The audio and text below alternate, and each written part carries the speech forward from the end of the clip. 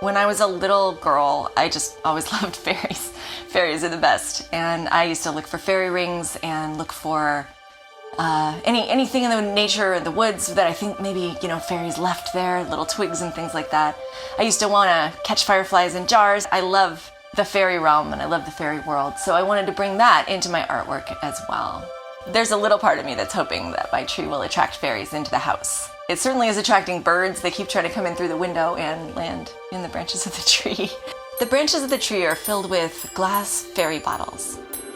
Each bottle has a number of NeoPixels inside, and they're all connected up to each other.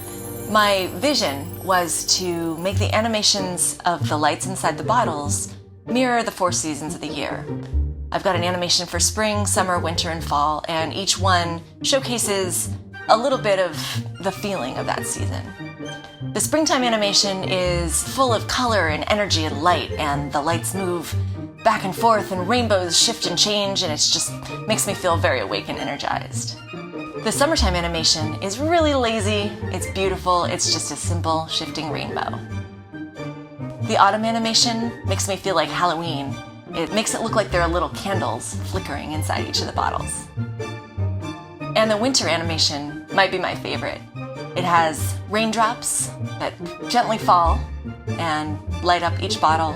And then every so often, a big lightning flash comes and makes the whole room bright and then dark and then bright again. The bottles are powered by a Circuit Playground Express, which is running Microsoft Make code. It's a drag and drop editor that's really easy to use, and really anybody can do it. I can change the colors or change the brightness or anything like that just by dragging blocks across the screen.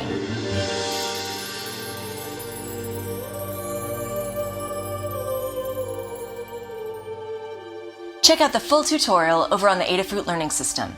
And as always, remember to subscribe for more fun Adafruit tutorials.